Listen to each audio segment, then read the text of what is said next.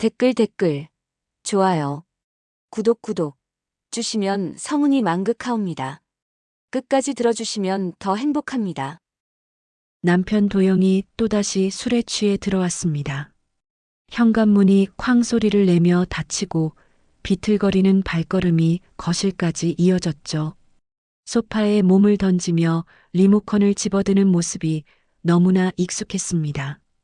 매일 반복되는 일상의 한 장면이었어요. 시계를 보니 밤 11시가 넘어가고 있었습니다. 야, 라면이나 끓여. 역시나 예상했던 말이 나왔어요. 명령조의 목소리에는 감사함이나 미안함 같은 건 찾아볼 수 없었습니다. 단지 당연하다는 듯한 어조뿐이었죠. 저는 아무 말 없이 부엌으로 향했습니다. 이미 몇 년째 반복되고 있는 일이니까요. 물을 끓이는 동안 가스레인지 위에 파란 불꽃을 바라보며 생각에 잠겼어요. 언제부터 이렇게 되었을까요? 처음엔 서로를 아끼고 존중했던 것 같은데 지금은 마치 주문받는 식당 직원과 손님 같은 관계가 되어버렸습니다. 도영에게 저는 그저 편리한 존재일 뿐이었어요.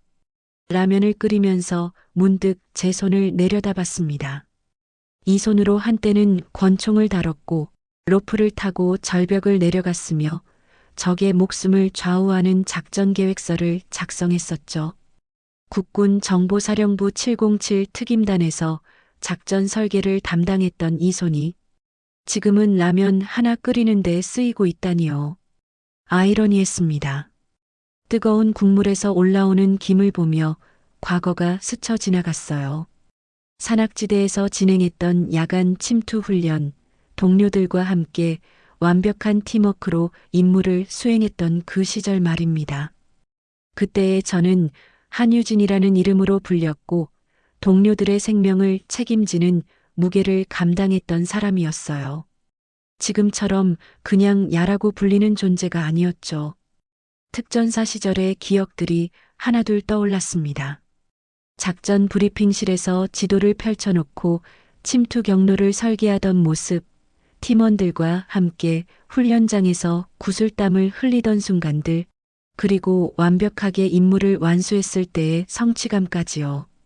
그 모든 것들이 지금은 아득한 과거의 일처럼 느껴졌어요. 라면 그릇을 들고 거실로 나가며 도영을 바라봤습니다. 텔레비전에 시선을 고정한 채 아무렇지도 않게 젓가락을 받아드는 모습을 보니 복잡한 감정이 들었어요. 화가 났다기보다는 실망스러웠습니다. 이 사람은 제가 어떤 사람인지, 어떤 과거를 가졌는지 전혀 관심이 없더군요. 아니, 관심을 가질 생각조차 없어 보였어요. 설거지를 마치고 욕실 거울 앞에 섰습니다. 거울 속 제 모습을 오랫동안 바라봤어요. 10년의 세월이 흘렀지만 여전히 날카로운 눈빛이 남아 있었습니다. 그 순간 마음속 깊은 곳에서 무언가가 꿈틀대기 시작했어요. 오랫동안 잠들어 있던 특전사 한유진이 깨어나려 하고 있었습니다. 그날도 그랬습니다. 술에 취해 들어와 소파에 벌렁 누워선 텔레비전을 틀고 라면 국물 한 입 넘기더니 말하더군요. 넌 진짜 편해. 말 안 하고 시키는 대로 하고. 그 말에 저도 모르게 웃음이 났어요. 그건 칭찬이 아니라 명백한 경고였습니다. 나를 완전히 얕잡아 본다는 선언이었죠. 그 순간 확실해졌습니다. 이 인간은 내가 누군지 몰라요.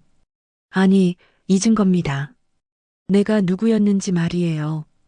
도영의 눈에는 저는 그저 순종적이고 말없는 아내일 뿐이었어요. 한때 국가기밀을 다루며 생사를 가르는 작전을 설계했던 사람이라는 걸 까맣게 잊고 있었습니다. 설거지하던 손을 멈추고 조용히 거실로 나왔어요. 도영은 코까지 골고 있었고 저는 그대로 안방 서랍을 열었습니다. 저 깊숙이 넣어둔 검은색 파우치가 있었어요. 10년 동안 한 번도 열어보지 않았던 그 안에는 군번줄과 낡은 고무줄로 묶인 작전 노트가 들어 있었습니다. 군번줄을 손에 감았어요. 그 순간 맥박이 정확히 3박자 빨라졌습니다. 군 시절 야간 침투에 들어가기 직전처럼 말이에요. 오랜만이었습니다. 이 긴장감, 이 날카로운 집중력이 돌아오는 게 말입니다. 아, 이건 그냥 분노가 아니라 작전이구나. 그렇게 생각했어요. 작전 노트를 펼쳐보니 과거에 제가 적어놓은 글씨들이 선명하게 보였습니다. 적의 동선 분석, 취약점 파악, 심리전 기법들이 빼곡히 적혀 있었어요. 특히 눈에 띈 것은 대상 무력화를 위한 단계별 접근법이라는 제목의 페이지였습니다.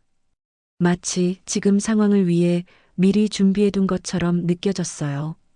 작전명도 정했습니다. 리마인더. 도영에게 내가 누군지 다시 알려줘야 하니까요. 하지만 이건 단순한 복수가 아니었습니다. 이건 교육이에요. 상대방이 누구를 건드린 건지 정확히 인식시켜주는 과정 말입니다. 특전사의 기본 원칙 중 하나죠. 적에게 자신의 실수를 깨닫게 해주는 것이요.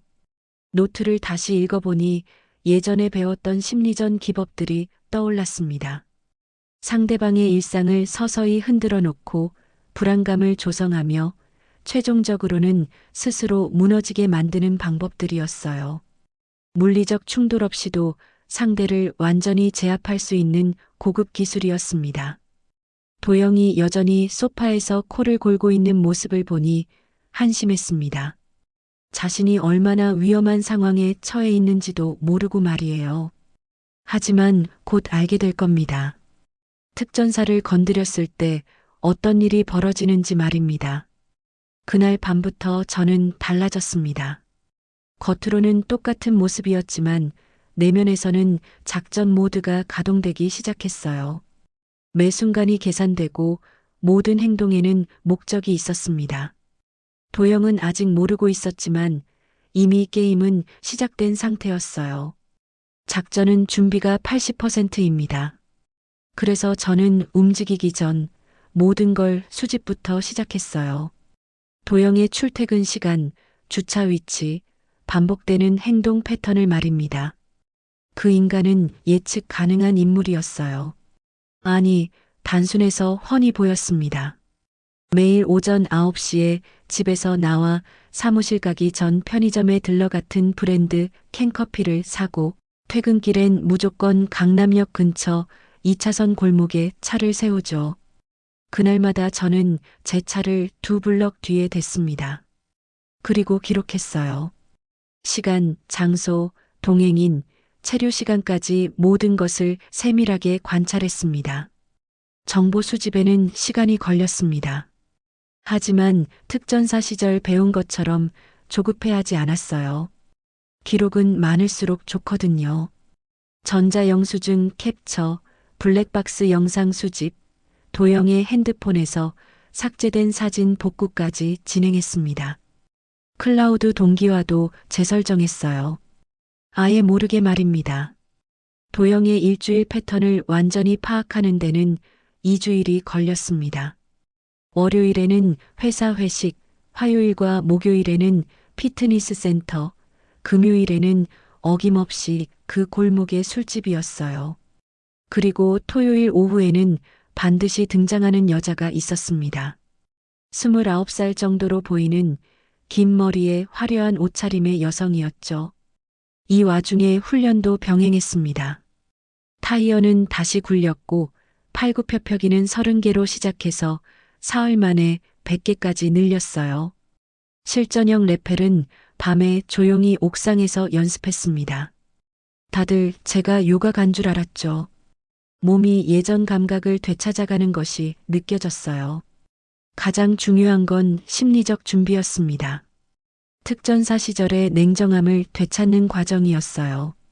감정에 휘둘리지 않고 목표에만 집중하는 마음가짐 말입니다. 도영을 바라볼 때도 더 이상 배신감이나 분노가 아닌 분석 대상으로만 보이기 시작했습니다. 정보 수집 과정에서 흥미로운 사실들을 발견했어요. 도영의 회사 내부 상황이 생각보다 복잡했습니다. 회계 처리에 문제가 있었고 몇몇 거래처와의 관계도 불안정했어요. 특히 본부장과의 갈등이 심각한 수준이었습니다. 이런 정보들은 나중에 유용하게 쓰일 수 있었어요.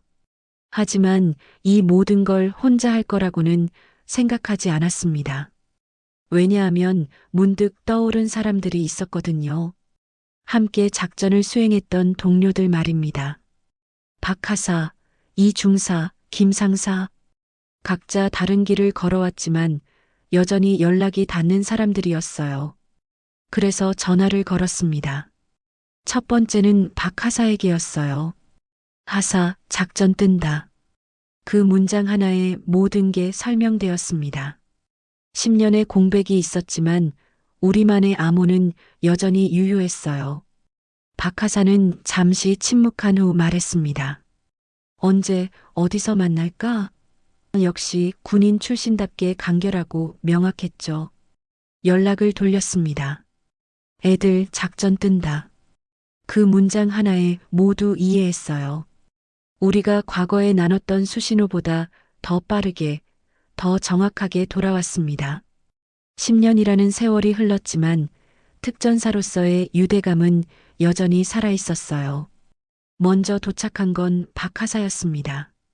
옛날엔 폭파 담당이었고 지금은 캠핑카 개조의 달인으로 살아가고 있었어요.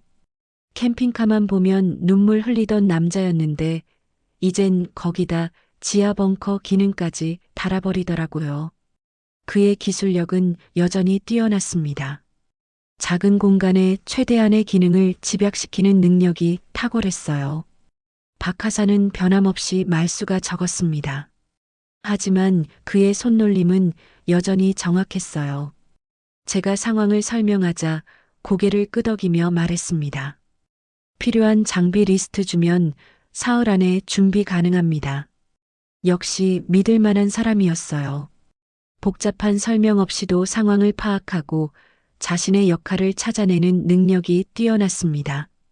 이 중사는 변함없었어요. 말없이 웃으며 나타났고 제일 먼저 우리 집 루프탑에 올라가 주변 CCTV 위치부터 확인했습니다. 드론으로 공중 경로도 체크했고요. 무표정한 얼굴로 말했어요. 변수 없음. 풍속도 괜찮음. 그는 여전히 완벽주의자였습니다. 모든 가능성을 계산하고 대비책을 세우는 스타일이었어요. 이 중사의 기술력은 10년 사이에 더욱 발전해 있었습니다. 지금은 드론 개발자로 일하고 있다고 했는데 그가 가져온 장비들을 보니 감탄이 나왔어요. 손바닥만 한 크기의 드론이 건물 구조를 3차원으로 스캔할 수 있었고 음성 인식까지 가능했습니다.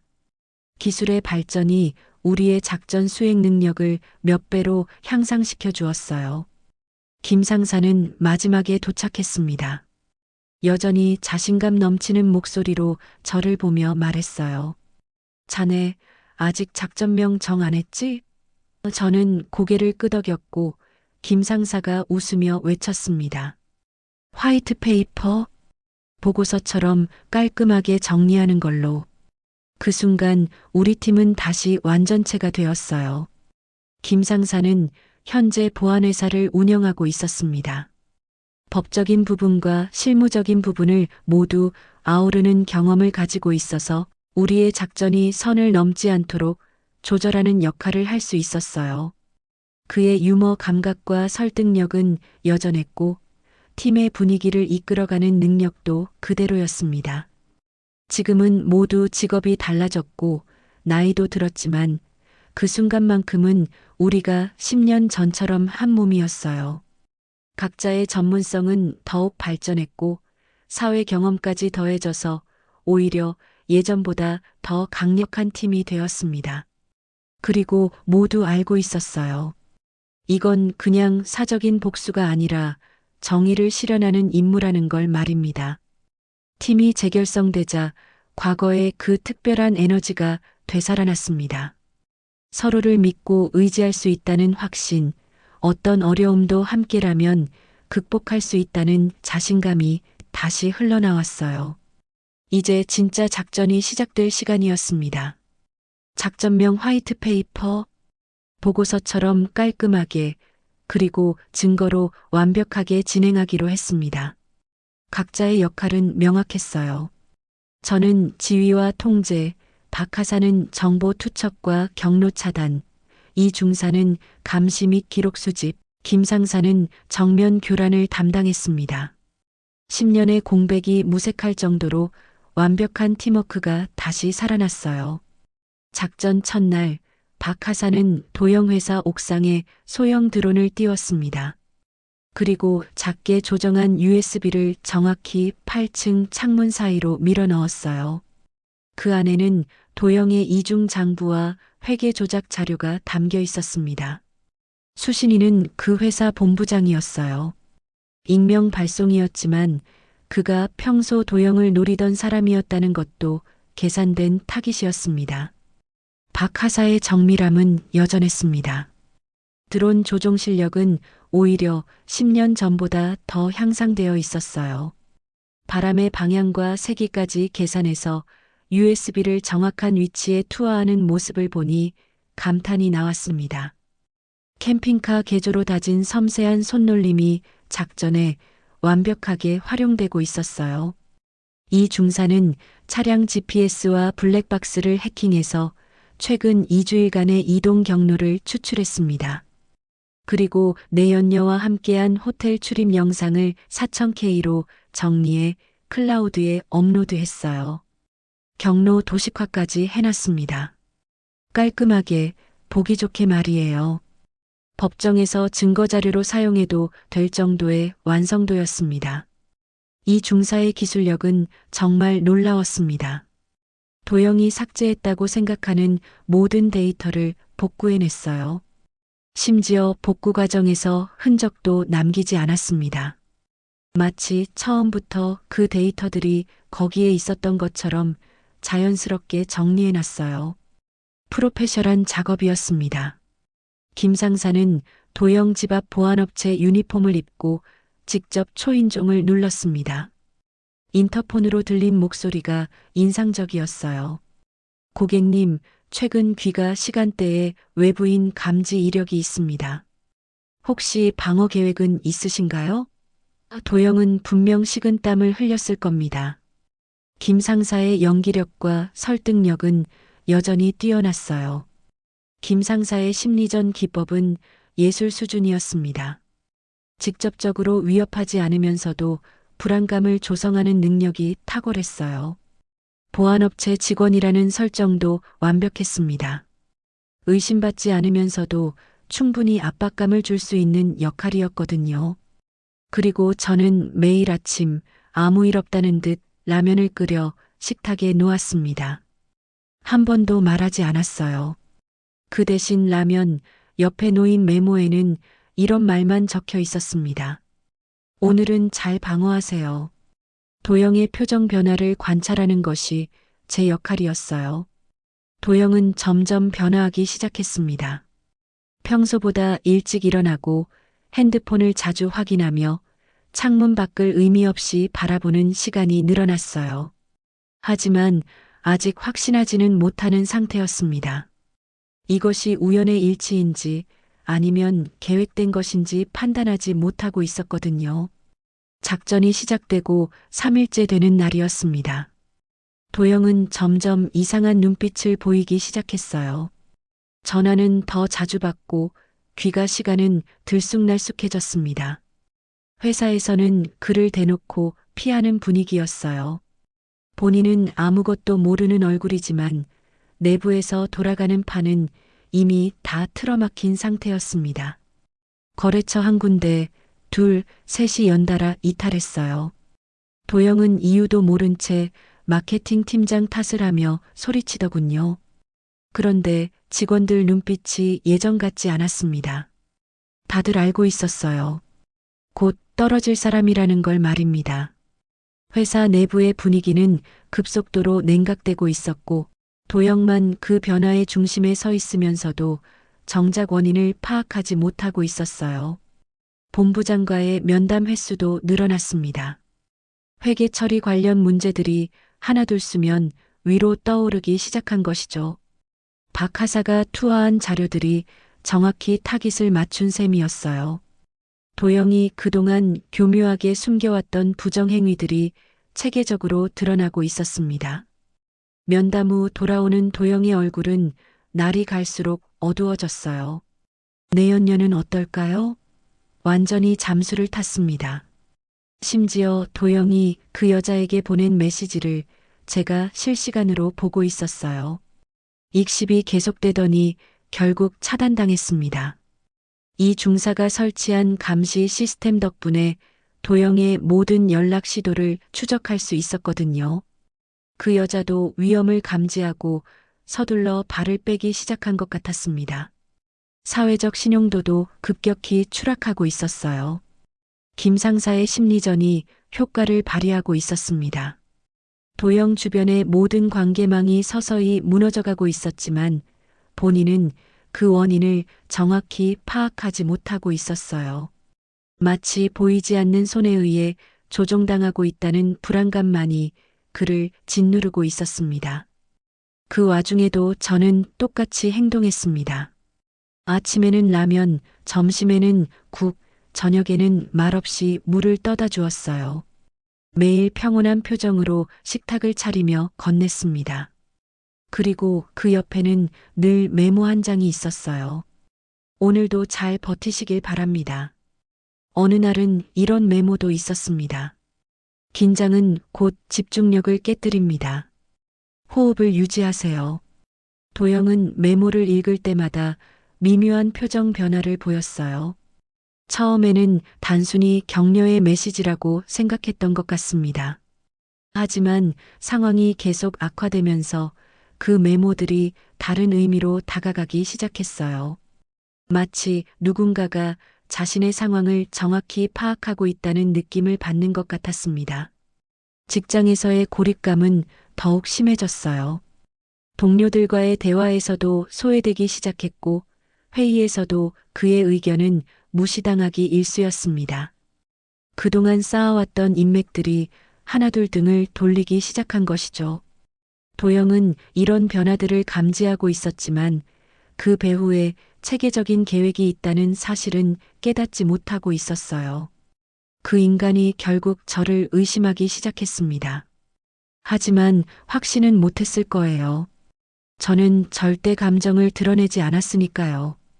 특전사 기본 교범에 나오는 내용입니다. 의심을 받되 단서가 되지 말라. 그걸 그대로 실행했을 뿐이에요. 도영이 의심의 눈초리로 저를 바라봐도 태연자약하게 일상을 유지했습니다. 작전 개시 7일째 되는 날이었습니다. 회사, 가정, 여자, 사회적 신뢰까지 무너진 도영은 마치 사방이 지뢰밭인 줄도 모르고 술김에 집에 들어왔어요. 그런데 그날은 좀 달랐습니다. 짐작은 했던 것 같더군요. 눈을 부릅뜨고 말했습니다. 네가 그랬지? 이게 다 너 때문이잖아. 드디어 의심이 확신으로 바뀌는 순간이었어요. 저는 조용히 소파에 앉아 커피를 마시다 고개를 들었습니다. 그리고 딱 한마디 했어요. 이거 실화냐고? 그래. 실전이야. 그 순간 도영의 얼굴에서 혈색이 사라졌습니다. 마치 귀신이라도 본 것처럼 말이죠. 10년 동안 잊고 있던 제 정체성이 한순간에 드러나는 순간이었어요. 도영이 비틀거리며 제게 다가오더군요. 평소처럼 소리치고 위협하려 했던 모양입니다. 야, 너 뭔 소리 하는 거야? 특전사?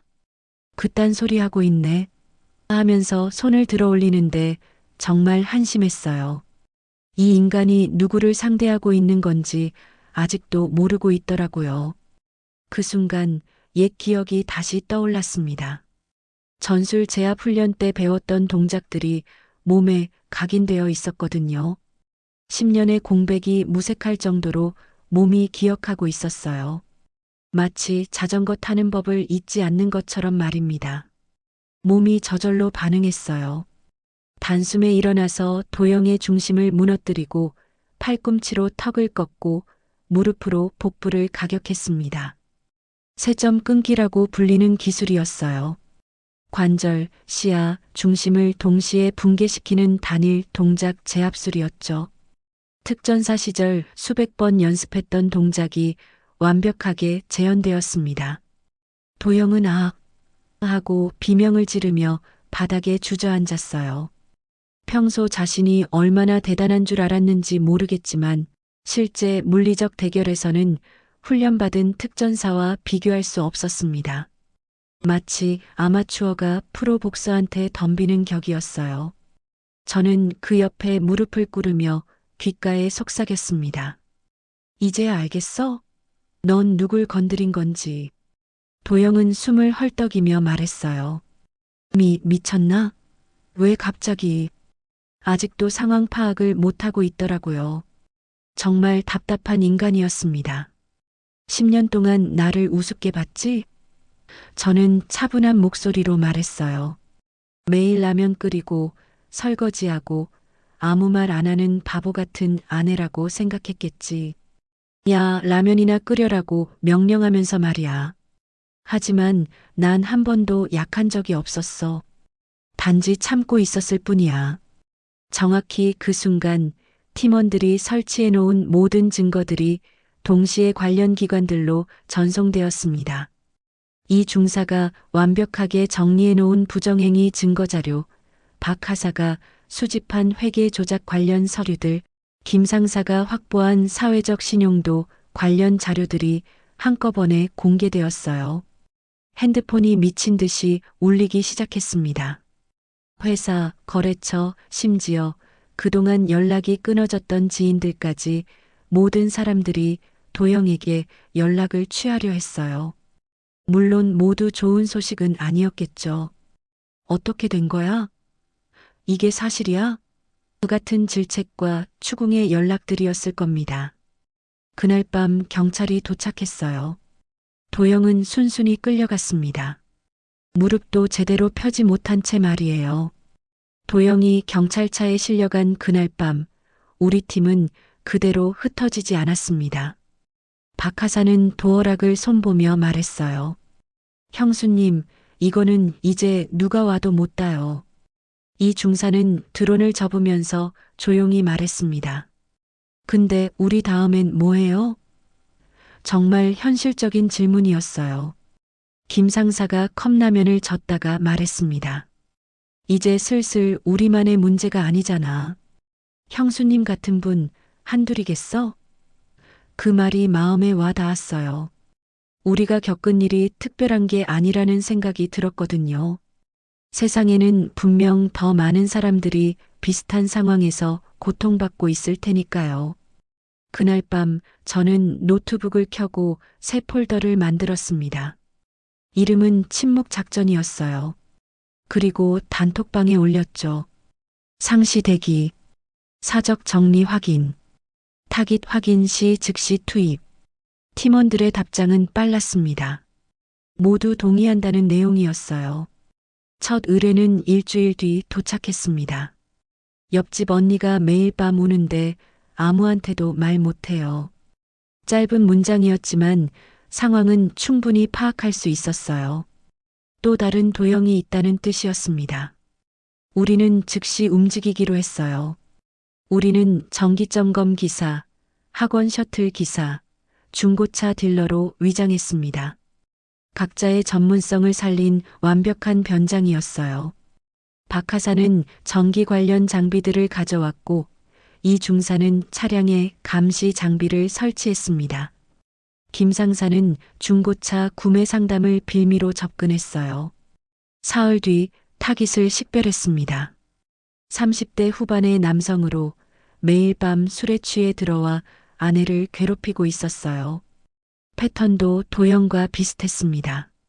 퇴근 후 술집, 늦은 귀가, 그리고 아내에 대한 폭언과 위협이었죠.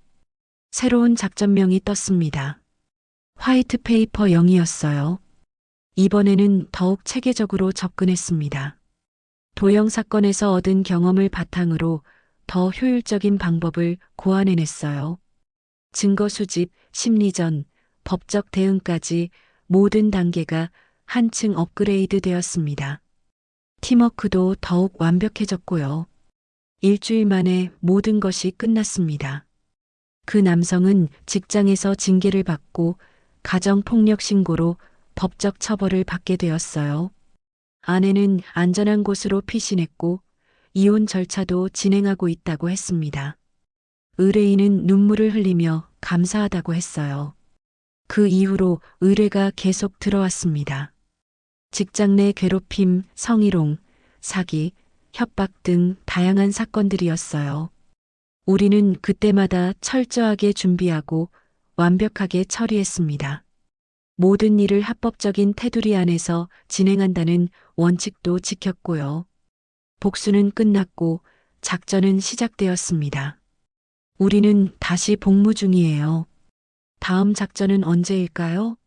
지금 이 순간에도 어딘가의 부엌에서는 라면이 끓고 있을 겁니다. 걱정하지 마세요. 우리가 뜰 테니까요.